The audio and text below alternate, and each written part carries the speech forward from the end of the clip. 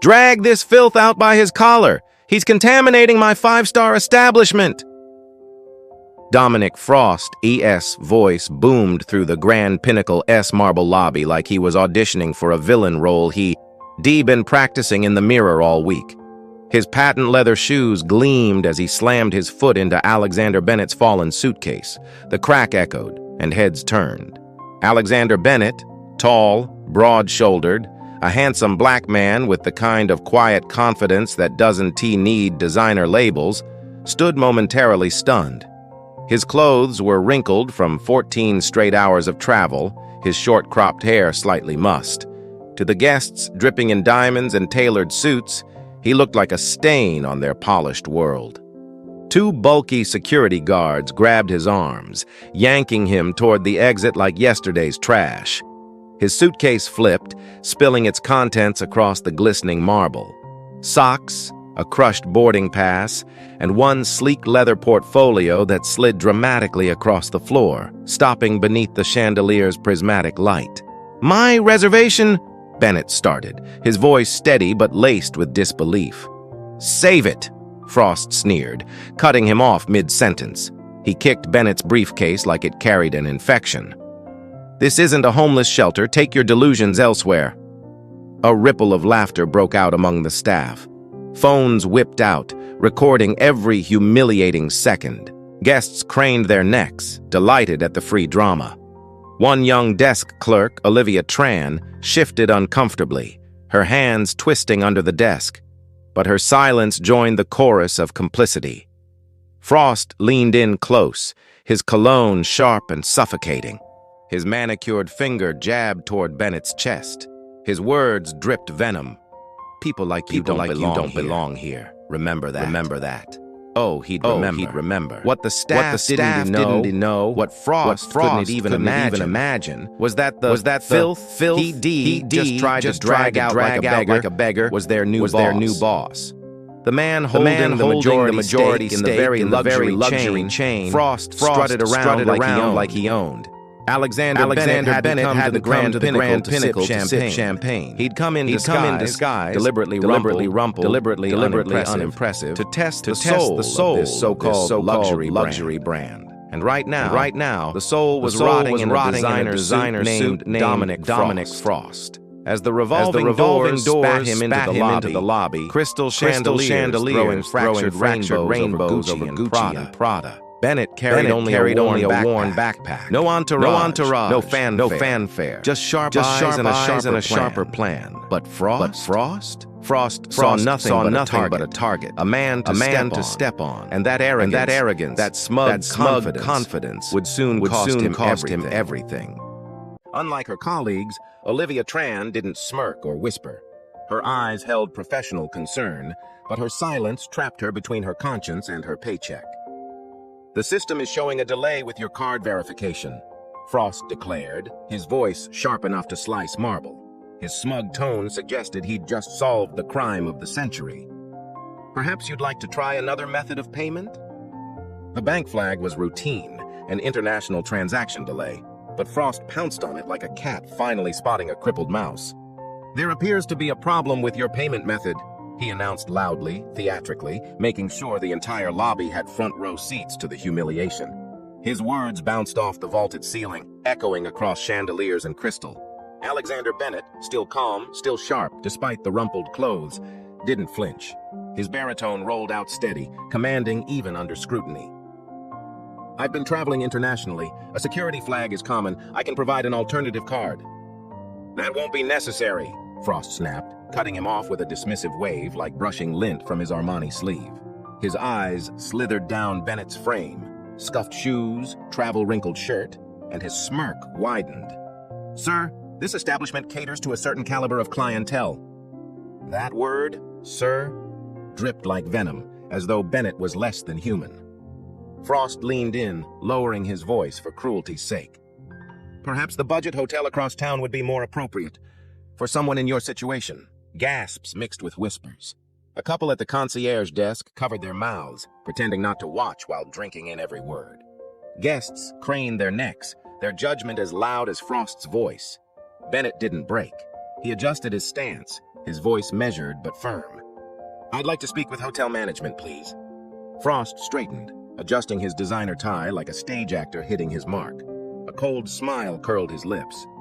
"I am the manager, and I'm exercising my right to refuse service." Two security guards emerged like obedient shadows, hands hovering near radios, their bulk forming an unspoken threat. "I see," Bennett said, his deep voice calm as stone. His eyes flicked toward Olivia at the desk. For one brief second, her gaze met his, hesitation, guilt, before she looked away. "Could I have the contact information for your supervisor, please?" Frost laughed, loud and sharp, a hyena enjoying his own cruelty. "By all means, our corporate office will be fascinated by your complaint." Then a nod to security. "Escort our unwanted visitor out." Bennett reached for his phone. Frost's eyes narrowed instantly. His hand shot up. He's reaching for something. Possible weapon. The guards lunged like trained attack dogs. Bennett's phone clattered to the polished floor, skidding across the marble. Gasps filled the lobby. Surprise flickered across Bennett's handsome face, but the guards twisted it into resistance. Their grips tightened. One guard's knuckles whitened around his arm. From Frost's perspective, this was perfect theater. He leaned to his assistant and whispered like a mob boss in a bad movie. "Document this as a security incident. Note that he became aggressive when denied entry." At the desk, Olivia couldn't take it anymore. She stepped forward, voice trembling. "Mr. Frost, perhaps we should return to—" "This doesn't concern you," Frost snapped without looking. Bennett's jaw tightened. His eyes locked on Frosty S. with the calm rage of a man who knew more than he was letting on. "You've made a significant miscalculation today." Security yanked him toward the grand entrance, their grips harsh enough to leave bruises. The chandeliers above sparkled, their fractured light mocking the scene below. "I am a guest," Bennett said firmly, his voice carrying across the lobby. "With a confirmed reservation. If you'd just check—" "Oh, I'm sure you're very important," Frost sneered, cutting him off, his words dripping with sarcasm. "Perhaps the CEO of a multinational corporation? Maybe royalty traveling incognito?" Laughter erupted among the staff. Frost basked in it like a star on stage. A shove from a guard sent Bennett stumbling into a pedestal. A porcelain vase toppled, wobbling in slow motion before shattering into jagged pieces across the marble. Frost's face twisted into a mask of faux outrage. "That was a priceless antique. Security. Detain him until he pays for the damages." Bennett looked down at the shards, recognizing instantly what they were, a cheap, mass-produced replica. He lifted his chin, his voice calm but cutting. "That vase retails for under $200. I'll gladly cover the cost." "Oh, now he's a ceramic expert," Frost crowed to his growing audience. "Keep your sticky fingers to yourself." The lobby buzzed with whispers, judgment, and laughter, but beneath it all, Alexander Bennett's calm presence stood like iron. The humiliation was temporary. Frost had no idea he was sawing off the very branch he was standing on. "We don't need your kind appraising our property." The words landed like poison darts. The security guards tightened their grip until Bennett's muscles strained. He winced, but his spine stayed straight, dignity intact. He refused to give Frost the satisfaction of breaking. "Record this," Frost barked. Staff members eagerly complied, phones raised like paparazzi at a public shaming. The lobby buzzed with cruel commentary. "Guess he got lost on the way to the shelter. Should have stayed in his lane." Laughter flared. The cruelty was casual, comfortable, but not everyone played along. Bennett's sharp eyes caught Olivia Tran and two other staff members standing apart, their discomfort raw. They didn't mock. They didn't record. A small island of decency in a sea of contempt. The grim procession reached the revolving doors. Frost strode ahead, savoring the spotlight. He turned, his voice booming through the lobby with the self-importance of a man who thought he'd just delivered justice. "Let this be a lesson. At the Grand Pinnacle, appearance matters." His polished shoes clicked dramatically against marble as he added, "Take him at least 2 blocks away. We don't want him returning." Outside, the security guards shoved Bennett onto the sidewalk like yesterday's trash. His luggage burst open, scattering socks and shirts across the pavement. A leather folder slid out, papers spilling into the wind. One guard noticed, grinning as he kicked it. Documents fluttered like confetti. "Looks like someone's playing pretend businessman." Bennett didn't shout. He didn't curse. His sharp mind cataloged every violation with the precision of a surgeon. Illegal discrimination, policy breaches, harassment, assault. His memory snapped photos no phone could match. Inside, Frost re-entered the lobby, chest puffed like a peacock. "Sanitize any areas that vagrant touched. We have real guests to attend to." His voice oozed smugness. But among the polished crowd, one man noticed, an elderly guest in an understated yet impeccably tailored suit had watched it all. His eyes narrowed with quiet disgust. He stepped toward Olivia and whispered, "I'd like the contact information for your corporate headquarters, please." Across the street, Bennett gathered his scattered belongings with deliberate calm. He sat on a park bench facing the hotel's gleaming facade, his reflection shimmering in its glass. From inside his jacket, he pulled out a satellite phone, the kind only executives and military generals carried. He exhaled once, shedding the timid disguise. His voice hardened into command. "Victoria, it's Bennett. Initiate Protocol Chimera." "Understood, sir," came the immediate reply. "Canceling your appointments and notifying legal. Do you require extraction?" "No," Bennett said, eyes never leaving the Grand Pinnacle's towers. "I'll handle this personally." The mask was gone. In its place stood the CEO, the measured cadence of a man who controlled empires. His next call went straight to Bradford Reynolds, Chief Legal Officer. "Alex, what happened?" "Victoria triggered Chimera." Bennett's tone was clinical, razor sharp. "I was physically removed from our flagship property, publicly humiliated, by the management team." "My God," Bradford breathed. "Should I contact the board?" "No," Bennett replied, calm but cutting. "This is exactly why I started these undercover evaluations. Secure the footage before it can be altered. Draft termination papers. And Bradford, lock down every system they touch. Nobody deletes anything." Inside, Frost held court in his office, laughter spilling from his lips. He mimicked Bennett's face, his voice mocking. "You should have seen him like a deer in headlights. These people need to learn their place." His assistant chuckled weakly. "Do you think he might complain to corporate?" Frost waved it away like smoke. "Who would believe him? Regional management knows I maintain standards." He turned to security. "Delete today's footage. File him as aggressive, potential threat." In the restroom, Olivia pressed her back to cold tile, phone clutched to her ear. Her voice was hushed, urgent. "I need to report an incident at the Grand Pinnacle Hotel. Employee ID 7329. A potential guest was physically removed without cause. Yes, I'm making a formal ethics report." The walls of Frost's empire were already beginning to crack. Olivia had no idea her late-night call had detonated a corporate alarm bell.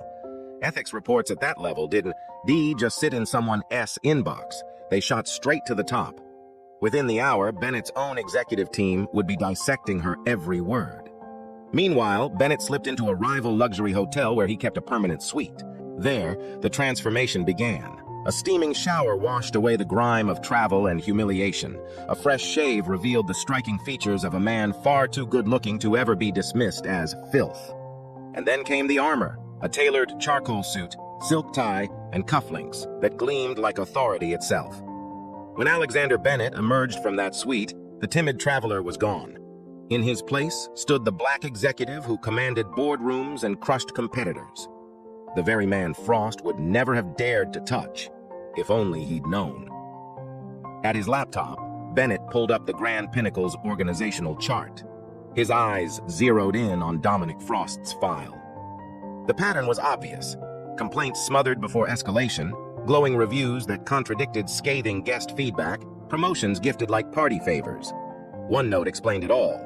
Frost was shielded by his old college buddy, Regional Director Thomas Whitmore. Nepotism wrapped in Armani. Bennett's jaw tightened as he made one more call. His tone was cold, precise. "Corporate security. Lock down every Grand Pinnacle system. Preserve all surveillance footage, internal messages, everything, and do it without alerting local management." He straightened his tie in the mirror. His reflection stared back, not with anger, but with the calm resolve of a man about to deliver a masterclass in consequences. The next morning. At 8 hours sharp, Dominic Frost strutted through the employee entrance with a coffee in hand and superiority in his veins. He was ready to tear into staff during his daily briefing, what he called feedback, but everyone else knew as humiliation hour. Except today, his routine cracked. In the security office, unfamiliar faces crowded the monitors. A woman in a razor-sharp suit turned, flashing a corporate badge. Grace Chin, corporate security compliance. We're conducting a routine audit of all surveillance and access logs. Frost forced a smile that didn't reach his eyes. I wasn't informed of any audit. Standard procedure, Grace replied smoothly. Unannounced checks ensure accuracy. We've been here since 5 a.m. Frost's fingers whitened on his coffee cup. 5 a.m.? Highly irregular. He pulled out his phone to call his protector, Whitmore. No signal. He tried logging into the security system. The screen flashed. System temporarily unavailable. His stomach sank. What's happening with our systems? He demanded. Routine maintenance update, Grace replied, unfazed. Standard protocol. All access credentials are suspended during the audit. The mask of confidence slipped. Something was very, very wrong. He gathered staff in a hasty meeting. Voice clipped. Corporate sniffing around. Be perfect today. No mistakes. If anyone asks about yesterday, the story is simple. An undesirable tried to enter without proper credentials. We followed protocol. Nothing more. His loyalists nodded nervously, clinging to his script. Across town, in a glass-walled corporate boardroom, Bennett stood at the head of the table. On the massive screen, footage from the Grand Pinnacle's lobby played frame by frame. Security dragging him out, Frost sneering, staff laughing. Diane Rodriguez, HR director, shook her head. This is indefensible. Multiple violations of guest treatment policy. Chief Legal Officer Bradford Reynolds pointed at the footage. Excessive force, potential battery, public accusations without evidence, defamation, and discrimination based on perceived socioeconomic status at every turn. Bennett's eyes stayed locked on the footage, jaw hard. Have there been similar complaints against Frost? Diane's face darkened. 3 in the past year, all mysteriously downgraded. Who authorized those downgrades? Regional Director Thomas Whitmore. Bennett's expression sharpened into steel. This isn't about Frost alone. It's cultural rot. And I'm going to cut it out myself. Back at the Grand Pinnacle. The morning spiraled for Frost. Its specialists combed through booking systems. HR demanded personnel files. Every question chipped away at his false sense of control. Then came the notification that froze him mid-step. Executive leadership will be visiting this afternoon. No names, no details, just judgment descending from on high. Panic rippled through him. Though he buried it beneath rehearsed arrogance, he scheduled an emergency meeting. Emphasize our dedication to maintaining the highest standards, he instructed staff. Highlight how we protect exclusivity. In his office, Frost rehearsed like an actor before a mirror. His speech rolled out smoothly. The Grand Pinnacle represents luxury defined by exclusivity. My duty is to protect our prestigious environment from undesirable elements. He didn't notice the security monitor behind him replaying his humiliation of Bennett in crystal clear HD. A corporate security officer forwards the video straight to Bennett's phone with a blunt, almost cinematic text, "Evidence secured." While Dominic Frost paces his office, rehearsing his smug little speech about protecting luxury from undesirable elements, corporate security is already gutting his kingdom from the inside. They isolate the raw footage of Bennett's public humiliation, every kick, every smirk, every phone recording, and beam it directly into the hands of the one man Frost unwittingly tried to destroy. By noon, the Grand Pinnacle doesn't hum with its usual symphony of wealth. It quivers with unease. Employees whisper in corners, the marble lobby feels colder, even the chandeliers seem to flicker nervously as wave after wave of corporate staff flood the property. 4 HR reps, extra security, 3 lawyers, all moving with precision, none of them answering Frost's desperate questions. He corners one HR rep near the employee entrance, sweat starting to collect under his starched collar. "I'm the general manager. I should be informed." Her reply is surgical. "A significant situation requiring attention. That's all I can share at this time." Frost tries to laugh it off, but the sound comes out cracked, brittle. Then, he hears it, a guard murmuring into his radio. "Confirm the chairman's direct orders have been implemented property-wide." Chairman. The word doesn't just chill him, it freezes his blood mid-flow. Frost staggers back into his office, shaking fingers slamming across his keyboard as he Googles furiously. Search results load like execution orders. Alexander Bennett, private investor, majority owner for 3 months. Known for evaluating his businesses in disguise. No clear photographs, only articles dripping with respect and a whisper of fear. And suddenly, it clicks. Yesterday's homeless imposter, today's corporate invasion. "Oh God," he mutters, "it's him." His panic boils over. He storms into the break room, slams the door behind him, and finds Olivia Tran alone at the table. "What exactly did you tell the ethics line?" His voice drops to a razor's edge. Olivia straightens her shoulders, steady despite the tremor in the air. "I'm not at liberty to discuss that." "Listen carefully," Frost hisses, leaning close enough for her to feel his breath. "Your future at this hotel, hell, in this industry, depends on your loyalty. You were mistaken, confused. Retract your statement. Do it now." Her eyes don't flinch. "Are you threatening me, Mr. Frost?" "I'm offering career guidance," he says with a reptilian smile. "Help me bury this misunderstanding, and I'll put you in management by next quarter. Refuse, and I'll make sure you never work in luxury hospitality again." The silence between them is thick, electric. What Frost doesn't know is that the ceiling above them hides a small recording device, planted earlier by corporate security. Every syllable of his threat is being transmitted live to headquarters. Across town, Alexander Bennett, clean-shaven now, tailored in a midnight suit, sits in a glass-walled boardroom like a king reclaiming his throne.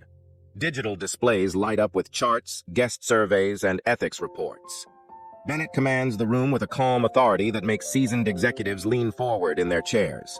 "The Grand Pinnacle isn't an isolated failure," Bennett says, voice deep, deliberate. "It's a symptom. We've allowed our culture to rot. Our hotels aren't serving people anymore. They're excluding them. Luxury isn't about shutting doors. It's about opening them and making every guest feel like royalty." The COO frowns. "But retraining at that scale, costly, disruptive." Bennett doesn't blink. "More expensive than losing our reputation. And mark my words, we're about one viral clip away from losing it." Back at the hotel, Frost is unraveling. He orders frantic searches of guest lists, demands files, scours for the phantom executive in every celebrity name he can find. But the truth is simpler and deadlier. He's overlooked the most ordinary reservation of all. In the grand lobby, corporate staff lock down the conference room for a special announcement. Employees murmur, panic spreading like spilled champagne. Then Frost's tablet buzzes. "Alexander Bennett has just checked in at the front desk. He has requested to see you immediately." Frost's hands shake as he straightens his tie. He takes a deep breath, but it catches halfway down his throat. He knows no speech can save him now. Dominic Frost pastes on his best smile, the one usually reserved for celebrities and billionaires, and squares his shoulders as if nothing is wrong. Showtime.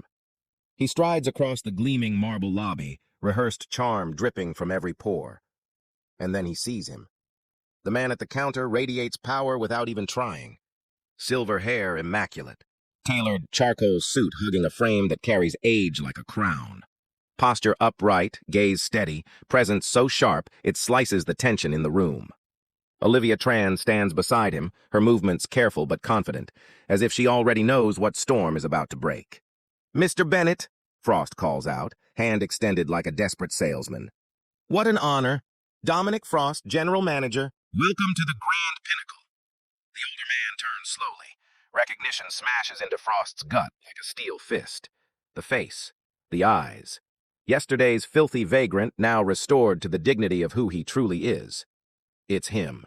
Frost's hand hangs suspended in midair, rejected before it even lands. "Mr. Frost," Bennett says, voice low but laced with quiet authority. "We've met before, though under different circumstances." Blood drains from Frost's face. He leans in, whispering, "Sir, surely this was a misunderstanding. If we could step into my office—" "That won't be necessary," Bennett cuts him off, tone detached but surgical.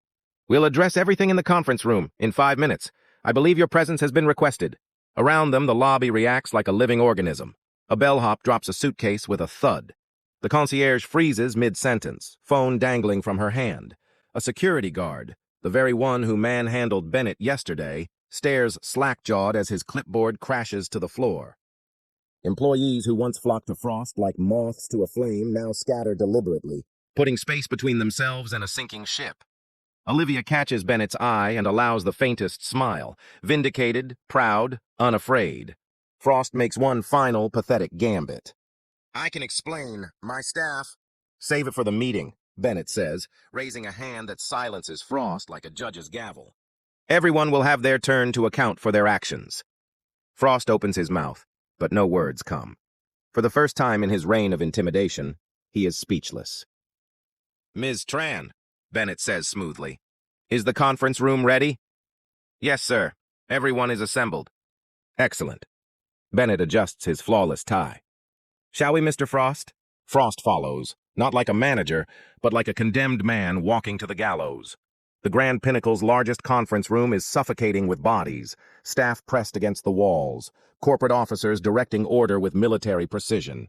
The guilty sit in the front row, spotlighted by deliberate design. Frost is isolated, a small table at dead center, the execution block dressed in polished wood. When Bennett enters, the air changes, whispers evaporate, shoulders straighten, phones lower. He carries himself with calm gravity, no anger, just a disappointment so heavy it makes grown adults avert their eyes. Good afternoon, Bennett begins, voice resonant, steady. For those who haven't connected the dots, I am Alexander Bennett, chairman and majority shareholder of Pinnacle Luxury Resorts. A ripple of shock tears through the room. Frost's jaw tightens, knees bouncing beneath the table like a guilty child caught cheating. Bennett nods to a technician.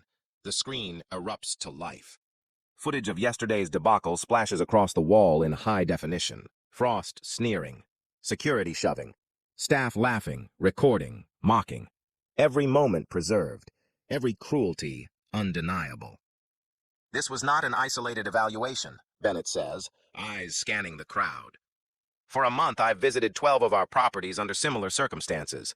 The Grand Pinnacle ranks last in basic human decency. Frost clenches his fists under the table. His face burns crimson.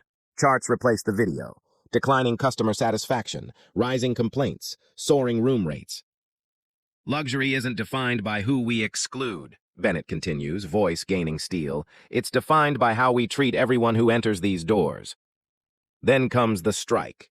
The screen changes again, this time to names. A long diamond list. Effective immediately, Bennett declares. The following positions are terminated for violations of policy, ethics, and basic human dignity. At the very top, Dominic Frost. Below, the guards, the clerks, the sycophants who laughed and recorded. Nearly 40% of the staff. The room detonates in chaos, gasps, cries, protests. Some slump in shame. Others rage. Those who tried to do the right thing let out breaths of relief, their names absent. This isn't retaliation, Bennett says firmly, raising a hand. Silence falls like a curtain. Each termination is documented. HR will review individually. The rest of you will receive full pay during a 2-week retraining. When we reopen, this property will be the standard of what hospitality should mean. Frost leaps to his feet, chair scraping like a blade on stone. This is outrageous. Staff followed protocols against a perceived threat. Bennett doesn't flinch. Mr. Frost, cameras caught you ordering staff to delete footage and falsify reports. Your termination includes a permanent ban from hospitality under our corporate network. Frost's mouth works, but no sound escapes. His empire, his power, his entire identity, stripped in a single sentence. Bennett turns back to the room, his voice filling every corner. True luxury isn't exclusion, it's excellence. Starting today, that is our brand. Corporate security quietly positions near the exits, ready for the storm. Frost knows it. The staff knows it. This isn't just a meeting, it's a reckoning. The purge unfolds like a military operation. HR interviews roll one by one, each backed by crystal-clear footage. Your statement claims you were simply following orders, the HR director tells a front desk clerk, pausing the video of her laughing while secretly recording Bennett's humiliation. But here you are, posting the video with hashtags like Know Your Place and Not Our Type. Would you like to revise your statement? Faces blanch. Excuses collapse. Corporate security escorts the terminated staff down the same marble halls where they once strutted, now reduced to carrying cardboard boxes of personal belongings under watchful eyes. Keycards, manuals, iPads, all surrendered. Some frantically try deleting incriminating posts, unaware every screenshot is already archived, every word preserved. In the executive suite, Frost refuses to comply. He leans back in his chair, jaw tight, eyes defiant. This termination is wrongful, discriminatory. I protected this property's standards. His voice drips with indignation. "My attorney will eat you alive." HR doesn't flinch. They've heard kings fall before. The knock comes. Corporate security. "Mr. Frost, it's time." That's when the dam bursts. Frost storms into the lobby, shouting loud enough to rattle the chandeliers. "This is a setup. That so-called guest was a plant. Bennett deliberately appeared like a vagrant to entrap me." His voice echoes off marble and glass. Guests shrink away, whispering. Phones rise discreetly, capturing the spectacle. Security doesn't manhandle him. They don't have to. His meltdown provides the evidence. The same officer who once shoved Bennett onto the pavement now documents Frost's humiliation with clinical detachment, body cam blinking red. Poetic justice. No staff step forward, not one. The loyal army that once bowed to Frost now scatters like shadows at sunrise. He's alone, stripped of authority, shrieking into a void that no longer listens. Across town, in a sleek conference room lined with digital displays, Bennett briefs his executive team. Calm, collected, dressed in power. "The Grand Pinnacle isn't unique," Bennett explains, highlighting data across properties. "It's symptomatic of cultural drift. We've traded service excellence for shallow exclusivity. Charts reveal the ugly truth. Staff trained to judge guests by appearances, delivering premium smiles only to those who look wealthy. We built a system that rewards the wrong behavior," Bennett says flatly, "and we hired people who excelled at it." The legal team warns of lawsuits. The PR team drafts polished evasions. Bennett waves them away. "We don't hide. We own this. We acknowledge. We correct. That's how we rebuild trust." Every word cuts like scripture. This isn't revenge anymore. It's reform. Meanwhile, Frost's empire collapses in real time.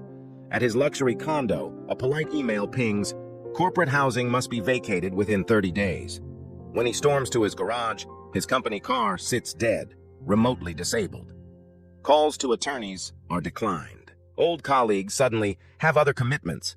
Industry contacts ghost him. His name spreads across hospitality networks like wildfire. Blacklisted, disgraced, a cautionary tale whispered at boardrooms and conferences. Not for fraud, not for embezzlement, for arrogance, for cruelty, for forgetting that power without humanity is nothing. Back at the Grand Pinnacle, the rebuilding begins. Bennett meets quietly with the few who stood tall during the storm. Olivia Tran is called to a private meeting. Her palms sweat, but her posture is steady. "We're creating a new position. Director of Guest Experience," Bennett tells her.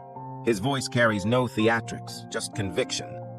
A role that ensures every guest is treated with respect, regardless of their appearance. "Yesterday, you proved you embody that standard. I want you in that chair." Her eyes widen. She accepts, not just for herself, but for what it means. 2 junior staff who tried to intervene are also promoted. Word spreads like fire. Kindness is currency. Integrity is power. The old order dies with Frost's disgrace. A new culture is born under Bennett's rule. Luxury is redefined, and this time it includes everyone. The Grand Pinnacle ballroom is packed, but this time it isn't tuxedos and champagne. It's staff in uniform, perched on the edge of their seats as Bennett speaks from the front. "True luxury," he declares, his deep voice carrying, "is not chandeliers, marble floors, or designer cocktails. It's how people feel in our presence. Valued, respected, appreciated. If you can afford our services, you deserve our best. Not because of how you look, but because you walk through our doors." Heads nod. Applause ripples. For the first time in years, the staff see leadership that looks beyond the surface. But Bennett's phone buzzes, screen lighting up with a message from legal. Frost hired Wallace Sullivan. Media contacted. Prepare. Bennett's jaw flexes. The storm isn't over. It's just beginning. 1 month later, corporate headquarters gleams with morning light spilling through floor-to-ceiling windows. In the main boardroom, the mahogany table gleams under glass water pitchers and neatly stacked folders. On one side, Bennett, sharp suit, unbothered, fingers steepled in calm authority. Beside him, Bradford Reynolds, chief counsel, methodical, unshakable. On the other, Dominic Frost, diminished but still smug. His once crisp Armani hangs loose, his haircut grown out, but arrogance still sits heavy on his face. Beside him, Wallace Sullivan, legendary shark in the legal world. Silver-haired, sharp-tongued, a master at spinning lawsuits into headlines. Sullivan opens with a voice that drips with rehearsed outrage. My client was wrongfully terminated without due process for merely upholding luxury standards. This termination was personal retaliation, thinly disguised as restructuring. He slides a thin folder across the table like it's a grenade. Frost smirks. Bradford barely looks at it. Instead, he slides a thicker binder forward, so heavy it thuds against the mahogany. His tone is calm, surgical. Here are 27 documented violations under Mr. Frost's leadership.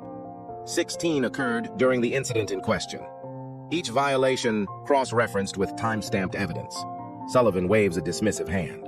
Selective enforcement, a witch hunt to justify cutting severance costs. He leans back, smug. We have affidavits from staff claiming Mr. Bennett deliberately appeared disheveled, baiting my client, entrapping him. We'll make this about entrapment and elitist corporate games. Bennett finally speaks, voice low, controlled, the kind of calm that cuts deeper than shouting. Evidence, he says simply. Please share it. Sullivan produces affidavits, sliding them forward like trump cards. Frost crosses his arms, smirk widening. Bennett doesn't even glance at them. He nods once. Bradford signals the tech specialist. Tablets are distributed around the table. Screens light up with damning records, buried ethics complaints, manipulated guest satisfaction scores, staff testimonies on appearance-based service policies. Note the dates, Bradford says smoothly. These complaints predate Mr. Bennett's arrival by years. This isn't a trap. It's a culture Mr. Frost helped create and exploit. Sullivan shifts in his chair, but forces a sneer. Systemic issues. If the culture was toxic, my client was simply following established norms. He is not the villain. You're scapegoating him for company-wide rot. Bennett leans forward, eyes locked on Frost. His voice drops into that lethal calm again. We agree the problems were systemic. That's why we're fixing them systemically. But Frost, your actions went beyond culture. They were personal, predatory, vindictive. He signals the tech again. Speakers crackle to life. A recording plays crystal clear, Frost's voice dripping with venom in the staff break room. Retract that ethics report, Olivia, or your career here is finished. The words hang in the air, unmistakable, undeniable. Silence crashes down. For the first time, Frost's smug expression falters. And for the first time, Sullivan doesn't have a comeback. Frost's face drains of color. He leans toward Sullivan, whispering fast, panicked. They can't use that tape. Right? Right? For the first time all day, Sullivan's mask slips. His jaw clenches. He hisses back. You didn't tell me you threatened a witness. That's not strategy, Dominic. That's suicide. Frost stammers, voice cracking. She was insubordinate. I had to protect my position. Sullivan closes his briefcase with a snap. What you did was hand them your career on a silver platter. This case isn't winnable anymore. You're not my golden client. You're dead weight. When they re-enter the boardroom, Sullivan's swagger is gone. His voice is subdued. My client is willing to explore settlement terms. Bennett doesn't even glance at Sullivan. He fixes Frost with a stare that could cut glass. I didn't engineer your downfall, Dominic. I lived what countless guests lived under your watch. Judgment by appearance instead of character. That's who you are. He leans forward, voice quiet but loaded with finality. We'll take this to court if we must. Every detail becomes public record. Every hotel in the industry will know your name not as a manager, but as a cautionary tale. Frost's Adam's apple bobs. Silence stretches. Bennett lets the threat sink in before offering the only rope left. Or, you sign a modest settlement. You agree to a non-disclosure clause, and before you set foot in another hotel, you complete sensitivity training. No negotiation. Sullivan's eyes flick to Frost, urging him. Frost's shoulders sag. The fight has bled out of him. With trembling hands, he signs. Bennett studies him for a beat, then delivers the final blow. The most expensive suit in the world can't hide a man without character. True quality isn't tea silk or marble. It is how you treat people when there is nothing to gain. Frost keeps his eyes down, pen shaking as he scrawls his name. A man broken. But Bennett's phone buzzes. An urgent message from PR. Major outlets just obtained the original footage. It's trending worldwide. The war isn't over, it's simply moving to a bigger stage. 3 months later. Bright studio lights blaze. Bennett sits across from a respected journalist on Business Frontiers. The viral video has been dissected by millions, but instead of shaming the company, Bennett's response has flipped the narrative. Your company's transparency has been called a masterclass in crisis management, the journalist says. What made you go public when most leaders would bury it? Bennett leans back, composed. We had two options: hide from our mistakes or learn from them in the open. The easy path is rarely the right one. Clips roll. Unconscious bias training at hotels worldwide. Competing CEOs admitting reluctantly that Bennett forced them to examine their own prejudices. One rival executive concedes, "We realized we'd been chasing exclusivity instead of excellence." Bennett reminded us of the difference. The screen cuts back to Bennett, steady under the spotlight.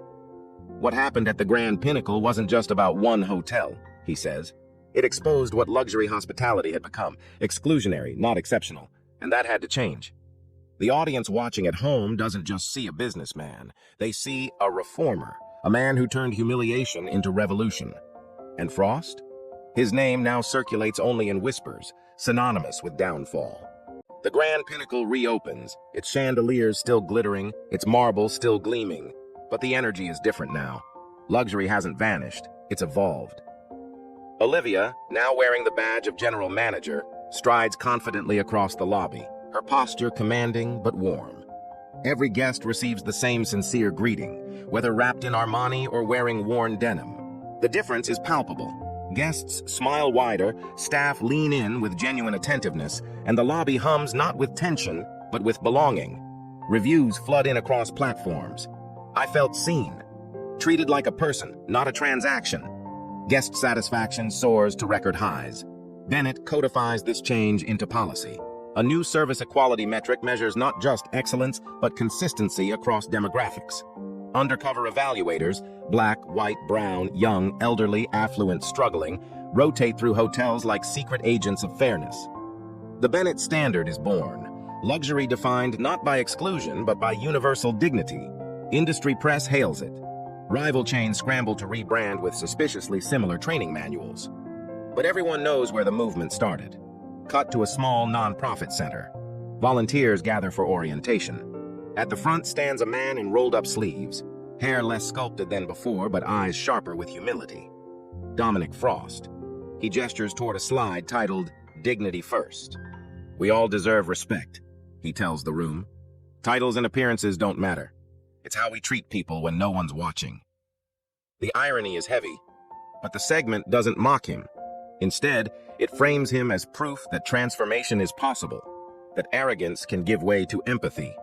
A man who once sneered at the undesirable now trains others to protect their dignity. Redemption, not punishment. Months later, at the Redefining Luxury Conference, the world watches Bennett take the stage. Executives from across continents scribble notes as he declares, "True luxury isn't velvet ropes or marble walls. It's how people feel in our presence, valued, respected, appreciated." When we judge books by their covers, we lose the most beautiful stories. The auditorium rises in thunderous applause. Bennett scans the audience and locks eyes with a familiar face, the elderly guest who had once stood up for him during his humiliation. The man nods, a subtle acknowledgement. Full circle. 1 year later. Bennett walks through the revolving doors of the Grand Pinnacle. The marble hasn't changed, but the soul of the place has. He pauses to observe, a backpacker with scuffed sneakers receiving the same courtesy as a CEO in a bespoke suit.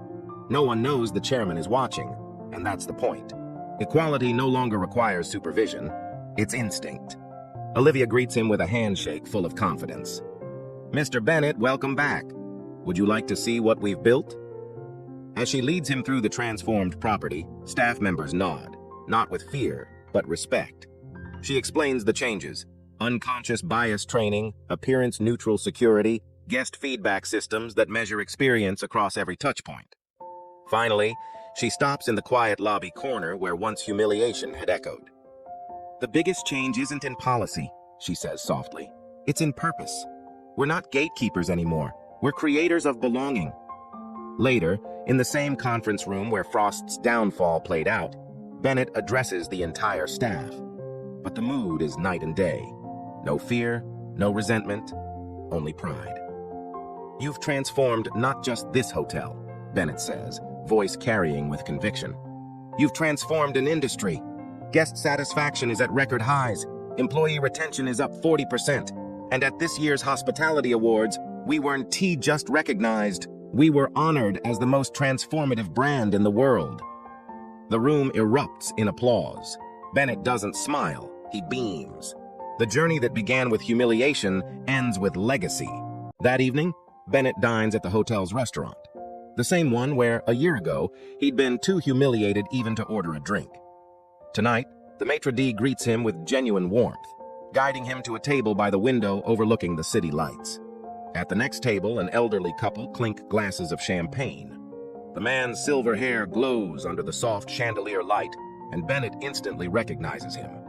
It's the witness, the same guest who had demanded corporate contacts that fateful day when Bennett was dragged out like an intruder. The man squints, recognition slow to settle. My word, you're the gentleman they threw out of the lobby, and the chairman. Bennett chuckles softly, not bitter but grateful. Yes, both, at once. And I wanted to thank you.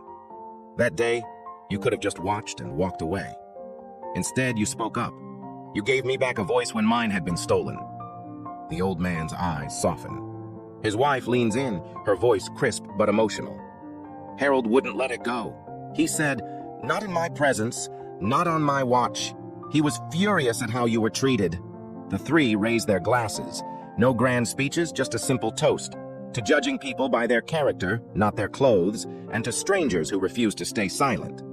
Later, Bennett sits back in the lobby, almost invisible in a corner chair.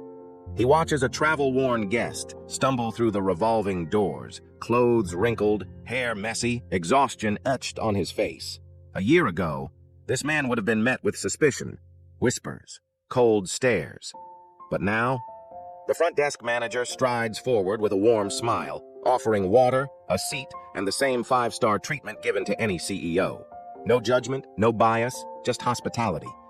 Bennett exhales, the satisfaction on his face clear. The transformation is real. Before leaving, he slips an envelope to Olivia. Inside, bonuses for the entire staff, and a handwritten note. Luxury isn't what we wear. Luxury is how we make others feel in our presence. You haven't just created exclusivity, you've created belonging. And in the end, true character is revealed not by how we treat the powerful, but by how we treat everyone, especially before we know who they are. The narrator closes.